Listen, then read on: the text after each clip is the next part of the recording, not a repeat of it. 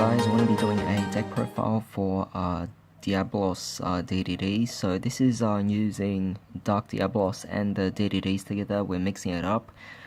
Today is a really hot day, so you might be able to hear a fan in the background. I just really can't turn that off. It's incredibly hot right now.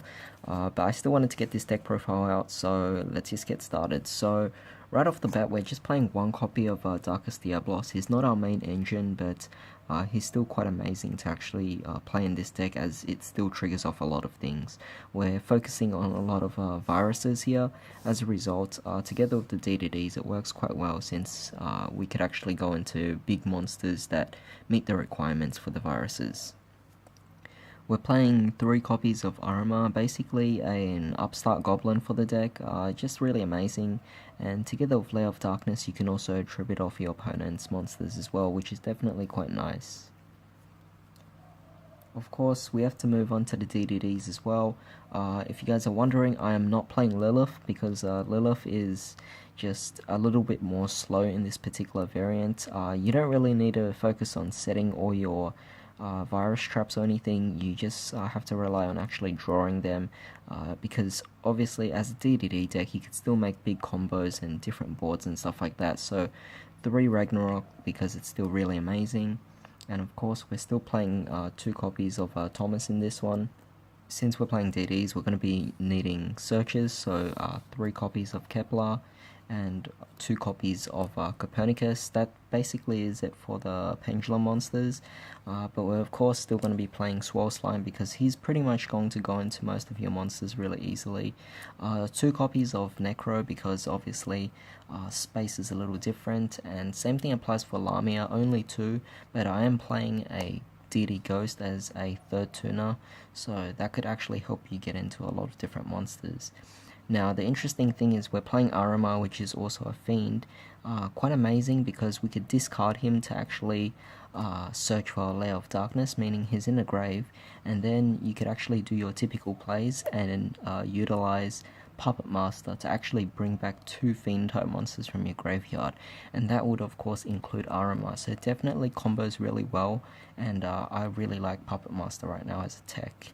And to end things off with monsters, we're playing 2 copies of Radiant, again another level 8 Dark and Fiend as well, so it definitely works around the theme of this particular deck here.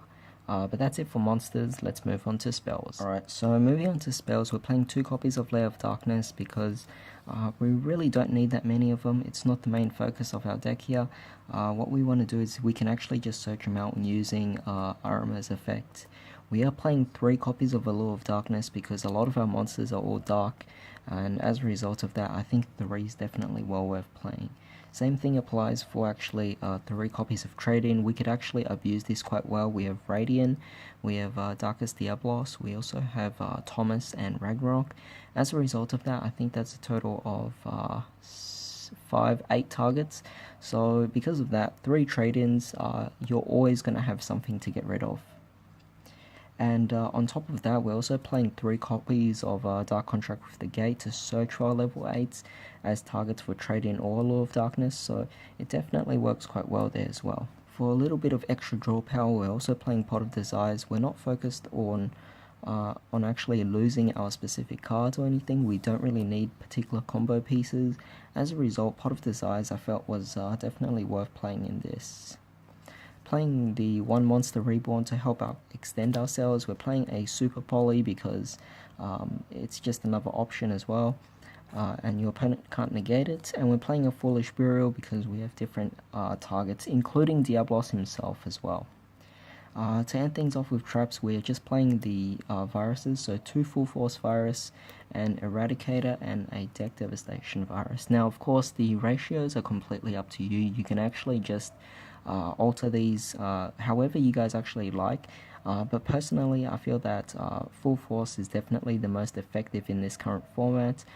You could actually put in a 2nd copy of Eradicator as well, but this deck is already exceeding the 40 card limit. As a result, I try to minimize as many cards as possible, but I always find myself drawing into the viruses too much. I was originally playing 2 copies of Eradicator, 2 copies of Full Force, Deck Devastation, and I was even playing the Grinning Grave virus as well, but I decided to actually change it to just these 4, and it's working a lot better for me. So that's pretty much it for the main deck. Let's move on to the extra deck. Alright, so with the extra deck, we're obviously playing the High King Genghis.